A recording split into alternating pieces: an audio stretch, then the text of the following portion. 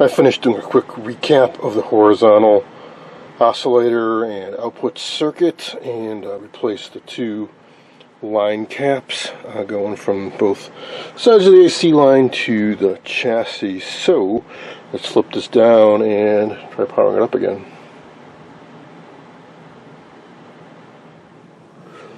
Well, cleaning up the top side, I also cleaned and inspected the tubes, and I didn't like some of what I saw, so before I power it up again, I want to replace at least some of the tubes. So one thing I didn't like is one or two of them have a different type than what is specified. There should be a bunch of 6AG5s for the IF tubes. I found a 6CY5 in there. Not familiar with that number. Maybe it's a great substitute. The internal structure looks awfully similar. But just to eliminate possible sources of trouble, let's at least put the right tubes, or the original type of tube, in the sockets. Some of the others look pretty fried. For example, it looks like it's the original 5Y4 damper tube. It's from 1943. I mean, that's when it was made. And it's an RCA Victor. This tube gets hammered pretty hard, and this wasn't really designed to be it wasn't designed to be a TV damper tube. It was designed as a rectifier, like a 5Y3. So in other words, it's not the greatest damper, and the damper serves a very critical role, and it gets some it gets hit hard with pulses. Horizontal circuit.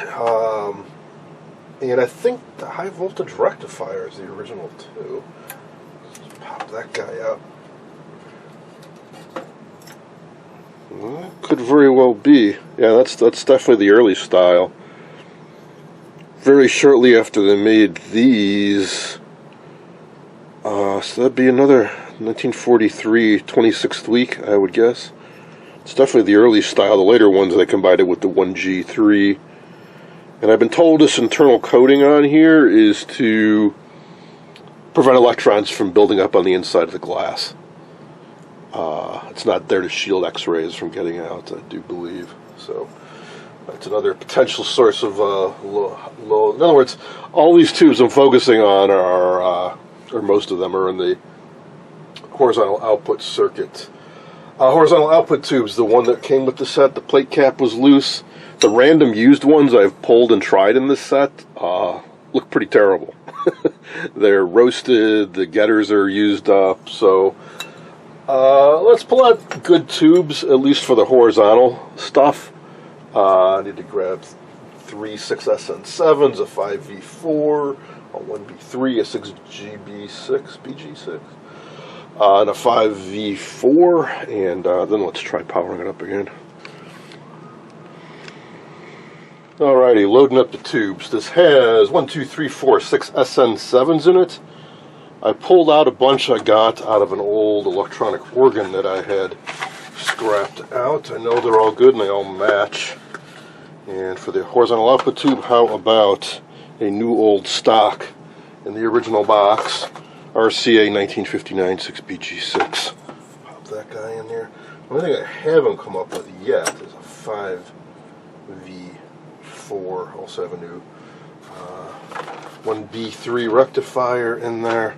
5V4s are a bit hard to come by these days, seems to some extent because of the audiophiles using them in their guitar amps for whatever reason, or homebrew amps. Alright, I guess they're low dropout, but anyways, let's try with what we've got.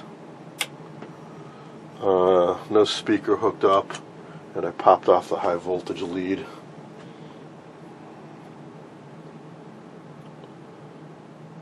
I just want to see if we can get the high voltage up. So far, I think the best I've gotten is around 3,000 volts.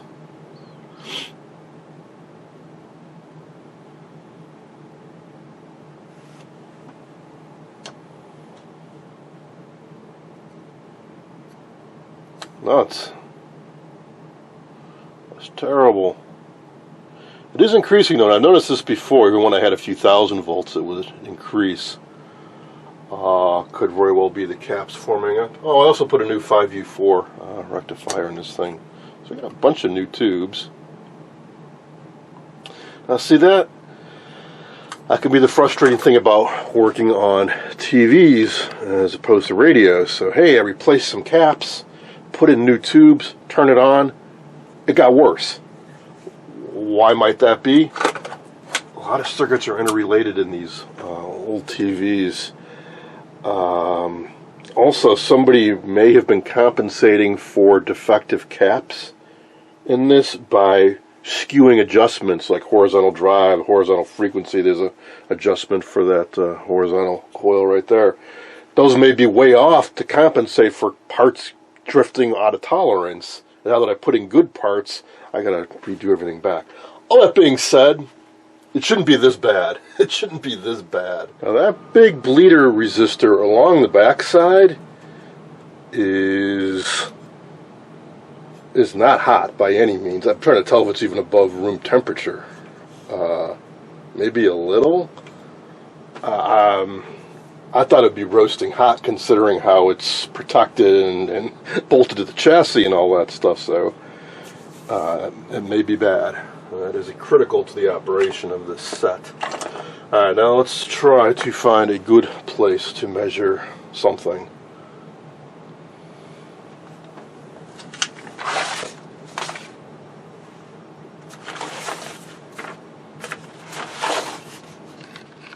Alright, I have my voltmeter attached to, I believe that's the screen supply voltage there. It should be 215 volts on that side of the 6.8K resistor.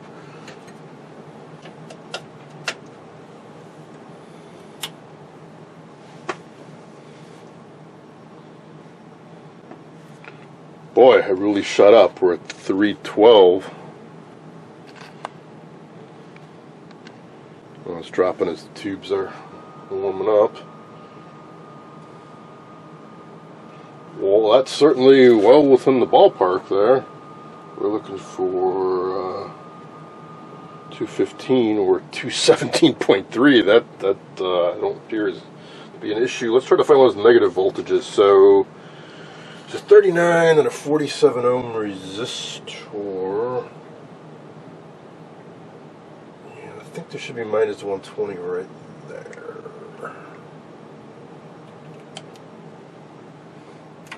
Well, minus 107, that's pretty close too. Well, it's both good and bad. One, the power supply is working, and that dropper is probably working all right too. The downside is I don't know what's wrong with it. Because this, I know what I said about reacting a moment ago, but the horizontal is fairly self-contained, and the key voltages going to it are the 215 and the minus 120. Now it should be minus 322 on that fuse. We can check that. I'll flip the chassis back down. Already checking the voltage on that fuse that I had to replace earlier. 258. It's a little low, but it's not extremely far off. Well, that gets me back to thinking about the frequency being bad. It's hard to believe. Could be the drive control. I will try adjusting that now. I'm going to switch to my high voltage probe before I do that, though. Okay, the horizontal drive is a variable capacitor accessible via the back with a flat-bladed screwdriver. I'm going to tweak it right now. That controls the amount of signal that gets through the grid of the horizontal output tube. Just gave it about a half turn. I'll just keep this connected while I adjust it.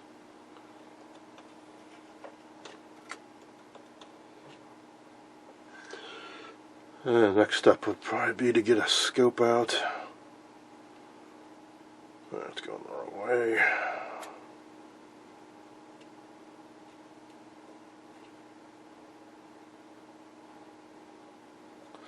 Well, that's having a pretty significant impact.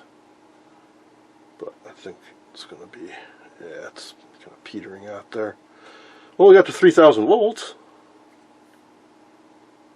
This makes me wonder if when I had around 3,000 volts before I did any work, if I had adjusted that, it would have gone up. I don't know. So the effect of that was to greatly increase the amount of signal getting through to the grid. There's also a horizontal locking range trimmer, which I'm going to adjust. I think that has more to do with synchronizing to an incoming signal, though, than the efficiency of the horizontal output circuit. Yeah, it's not doing anything. And the last thing would be that coil I had mentioned, because that coil has a capacitor right across it, which I changed out, which should alter the operating frequency of it. Alright, I've had enough blindly poking around. I just printed out some more of the service info. Two of the most useful things you can do, or three rather. One, check all the resistances from the tube socket pins to usually ground, but sometimes other points. Check the voltages on all the tube socket pins. And finally, get out a scope and check the waveforms. Now, on the RCA service info, they give a ton of waveforms. 10 per page over 10 pages. What's weird, though, is, right side up, is how they specify things.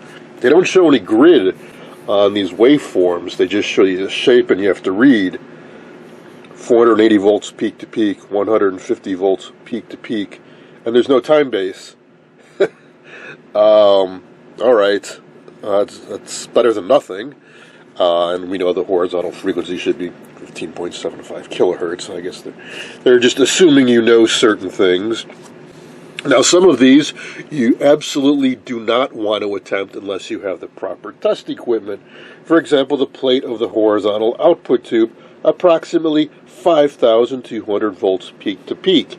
Your little modern solid-state pocket oscilloscope is not going to be able to handle that. Nor are any of the vintage Tektronix scopes that I have, not without a special probe, like a divide by 100 probe. Yes, there are high voltage probes you can get for scopes. I don't have one. I won't be checking that voltage, but we can check the other voltages. The very first thing I want to see is what is the waveform and what is the amplitude of the signal on the grid of the horizontal output tube. That will tell us a tremendous amount of info. So let's get things set up so we can check that. Alright, fired up my HP scope simply because it is accurate. My analog tech scopes are sorely in need of being overhauled.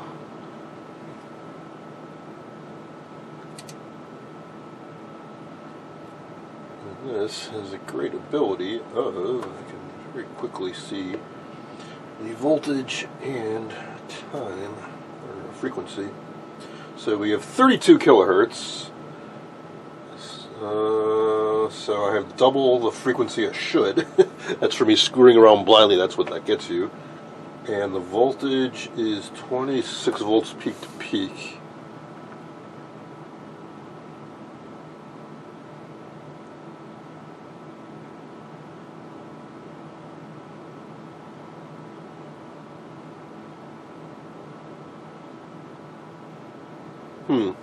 It's confusing. They say grid of horizontal oscillator. Oh. Okay, that's not what I want to look at. Or that's not what I'm looking at. What am I looking at? Input to horizontal output tube, 42 volts peak to peak. Okay, our waveform is right. And our voltage is a bit low. Our frequency is way off. I also printed out the instructions on how to set up the horizontal, which is an entire page of procedures. I'm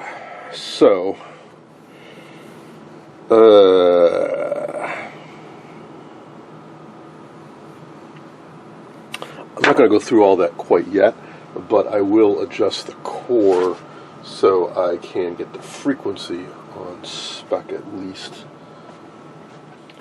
Now this internal adjustment in this transformer up here is supposed to set the frequency. We are way off.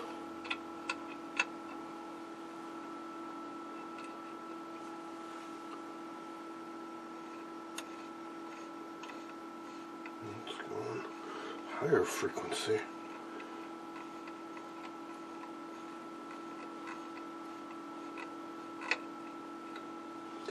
I think something else is amiss though, because I only have so much range I can do on that control, and we are still 30 kilohertz.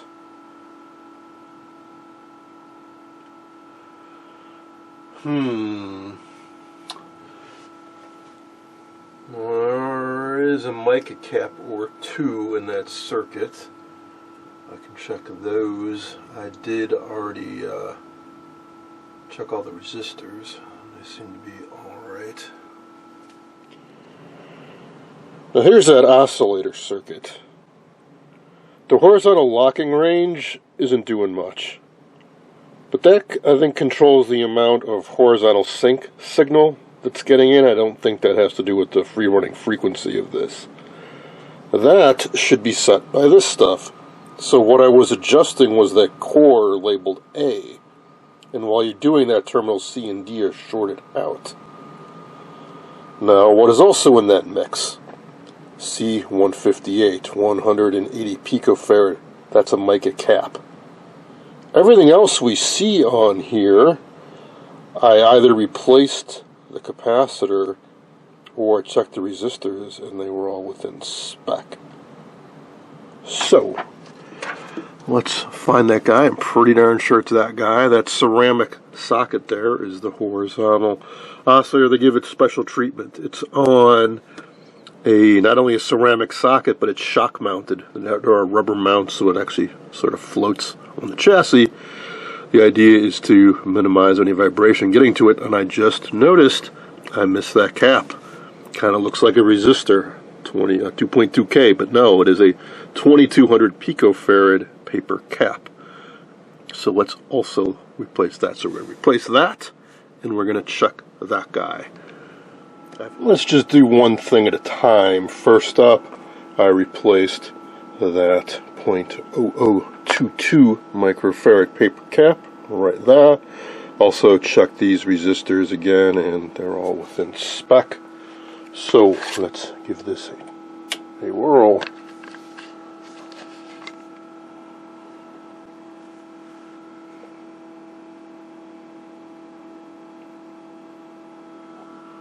Hey, look at that, frequency 14.4. Actually a little low now. Oh, and hey, we have a line. Ooh, so we got plenty of high voltage. No vertical deflection. That does not surprise me. It's a real common issue with these old sets. When the caps get leaky, the vertical deflection stops working. Alright, so I want to tweak this a little bit to get it to 15.75, and then we can move on to other issues.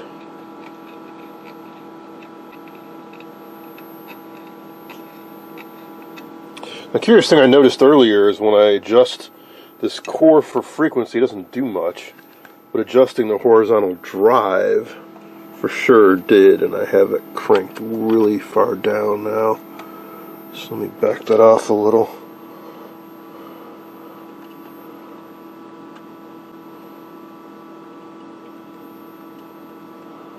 So it's not only getting the amplitude up, but it increased frequency a bit. We're still too low though. At 13.3, so I'll keep poking around. Also notice I can't turn the brightness down any lower than that, and I don't really want to burn my 5AXP4, so I'm going to put the camera. Alright, fantastic. I got this dialed in to right at 15.75. We have a nice bright line on the CRT. I'm keeping it turned down, plus the focus is a bit blurry, so I'm not worried about that burning anymore. And now let's move our attention to the vertical oscillator. Just like with the horizontal, I want to go through and replace the caps.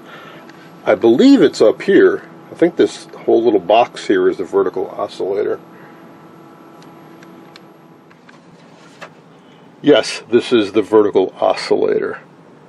We have a couple large value caps here, a 0.1 and a 0.047. That one is oozing oil. Some of these caps are oil and paper. So there must be a crack in the plastic tube there. I suspect both of those are pretty bad. We've got this giant looking mica, which may very well be a paper cap in disguise. And we have 3 little caps here with 2 equal value resistors, which just screams to me that that is the vertical integrator. Actually, that's a cap as well. We have 4 caps in a row. This will really only affect synchronizing to the incoming signal. But these 2, and probably that, are definitely going to affect the oscillator functioning at all. That guy up there, let's see, what is that? I'm thinking it's the linearity control. It might be a course, or maybe it's the height control. Let's see. Vertical hold's going to be on the front. So let's go into that. You have a 560 on one leg and a 470 on the other. That's one easy way to identify something when you're not sure, is look at what is it connected to. And I don't see that stuff on this, so maybe it's on the other page.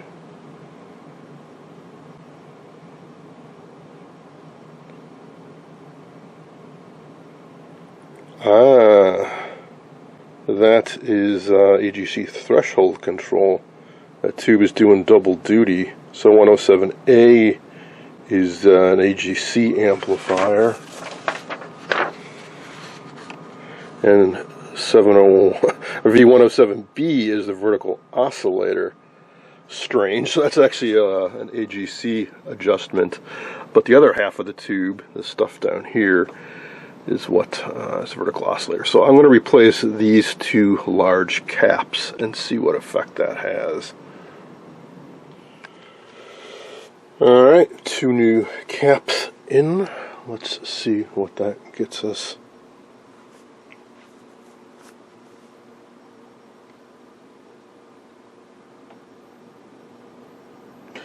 Nothing. Well, that was disappointing.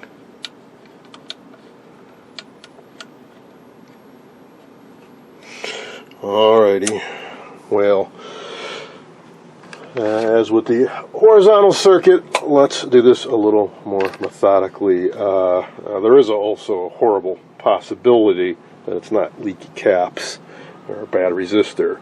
Vertical output transformer, vertical winding on the yoke. In particular, the vertical output transformer I want to check.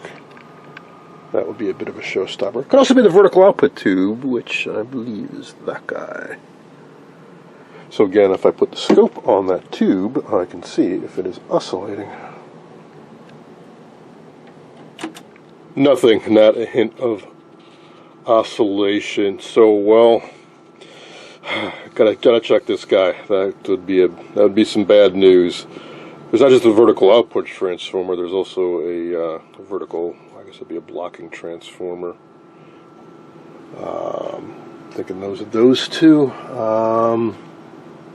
So we have the resistance readings on here. We can double check that. If that is bad, well, we'll worry about that after we test it.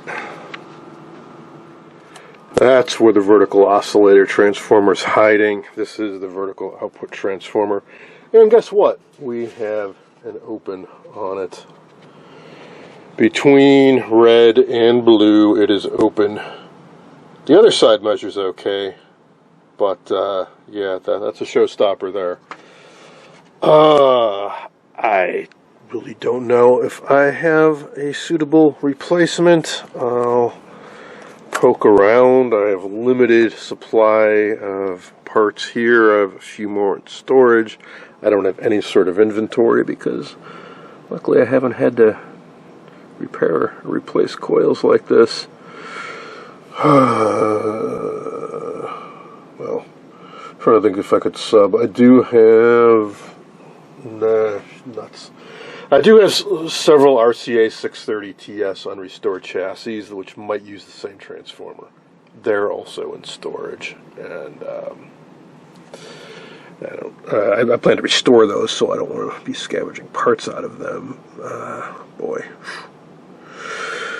All right, well, I'll start looking and see if I can scavenge something. But wait, what's this? Yes, I actually have a secret weapon. I forgot about till just now. I have a spare chassis. Don't recall when I got it, don't recall where I got it. Probably it's some swap meet. Don't have the cabinet or picture tube or any of that. Just the chassis. And there is that vertical oscillator transformer. Is it any good? Well, we shall see. If it's not, I have also scrapped out a couple RCA KCS 47 chassis, which have a very, very similar part. The DC resistance is the same, but is a slightly different part number. I suspect it's compatible enough. Only problem. Here's the old one removed. Now, one of the reasons, a big reason why any of the work I'm doing on this chassis takes a while is these wires. Some of them are natural rubber, and you move them, the installation falls off. Others are super crispy like these, and if I bend them, the insulation in them starts cracking and deteriorating. So I'm having to be nimble and work around. There's at least 3 different kinds of wire in here. There's the old cloth, gutta purchase stuff like this. There's relatively modern, almost like PVC insulated wire that's still flexible and fine. And then there's a natural wire, rubber stuff like this wire hiding back here that's looks nasty. And anyways, so my point is I need to be careful. Let's see if I can pop off this little bit of fish paper or whatever this is and suits. Yeah. So that is completely solidly filled. So any thoughts of rewinding this, that would need to be melted out. I have no idea what the structure looks like inside it. I don't know if it's the inner winding or the outer winding. If it was the inner winding, the whole thing's got to come apart. Now there are third-party replacements, like a Stancore A8131, something like that. There were at least three makers that made something that's compatible. I didn't see any of them on eBay right now, but there's an asterisk next to all of them in the parts list that it would they have different mounting. They're not shaped like this. So all the more reason to get the original. I tried to keep the leads as long as I could. Actually, let's see, are these the same part number? I can't tell.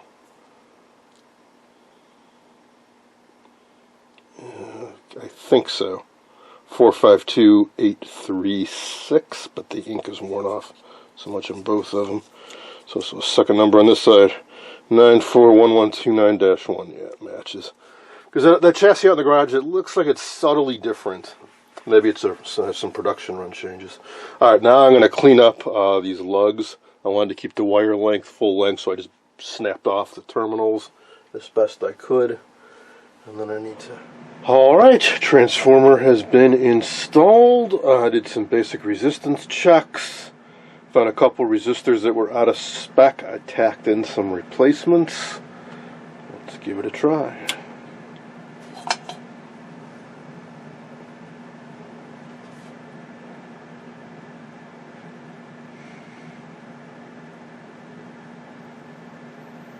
Woohoo! Yeah.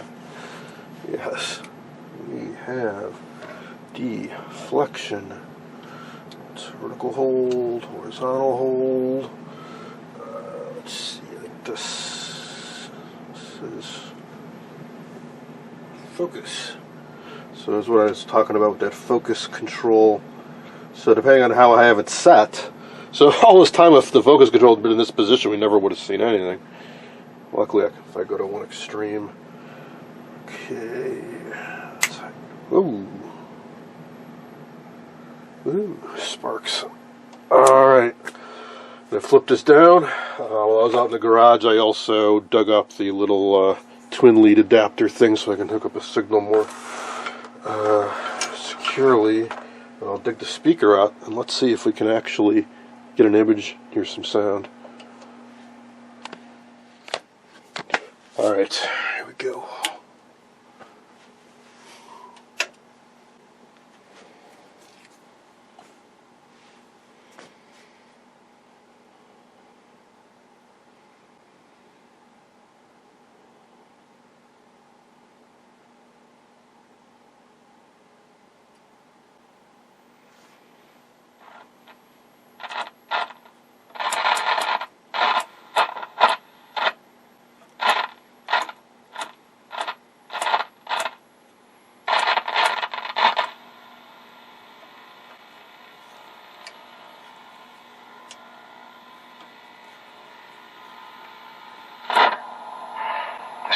Don't generate that kind of Okay, thrust. we got sound.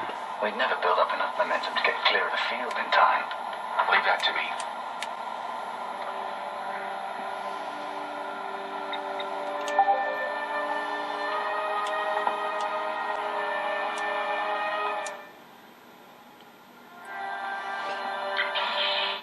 Well, the AGC control sure has an effect on killing the game, so we lose the sound. Did you have a chance to look at my calculations? We have no hint of an image. Now, I have not checked any of the video IF detector or video amp tubes, so a good place to start. And I still have a couple of those too that aren't even the right type, so let's deal with all that. And yeah, of course, there's still a whole bunch of paper caps in there, and I haven't changed the electrolytics out yet, but one thing at a time. Not there. Let's see, going around the dial. It does seem like the snow is stronger.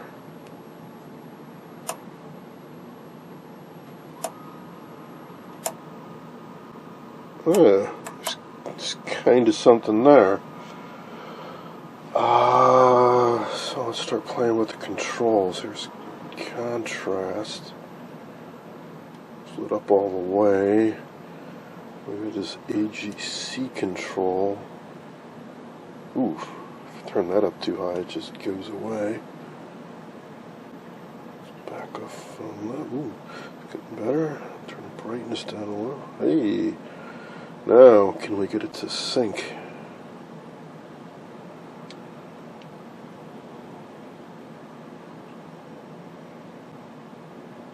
Oh yes, yes we can.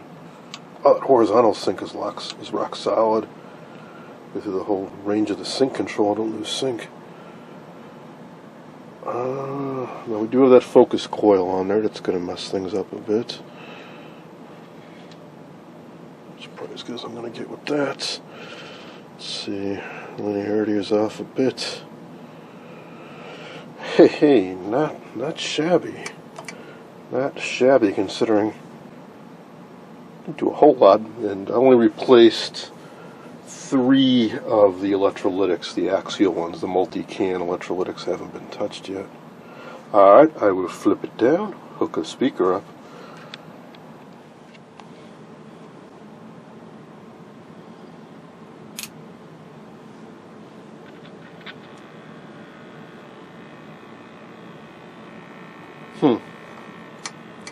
Somehow, along the way, I lost sound. What do you know? The new old stock 6AL5 I put for the sound ratio detector was a dud. Hiking, cycling, basketball, and control your music with a touch of the screen, hands-free. Trip reminders and set alarms with ease. Use the Shake to Photograph feature with your smartphone to take selfies at any distance. Lost your phone? Find it fast with Watch features a magnetic quick-link USB charger with a battery that lasts 7 days. Compare that to the Apple Watch that only lasts for 18 hours. It is a strange experience tuning this set in compared to sets where they have a common sound and video carrier. Plus the way the contrast and the AGC controls work, it's a little funky. But once you get it set up, this is let's say it's rock solid as we lose vertical sync.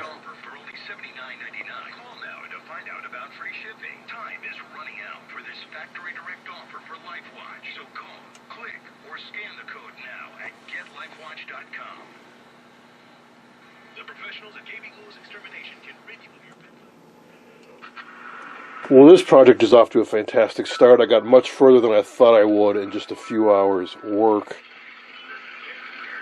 So, now what? Well, I wouldn't exactly call this restored. I still have some paper caps to go. For example, there's 3 more right up here. I did not replace any of the 4 multi-suction can electrolytics. I want to do some more cleaning. It's a minor thing, but I would like to do it and remove corrosion from pieces like this high voltage box. But otherwise, yeah, this is off to a fantastic start. So I'm going to leave off here and continue on with tweaking the chassis.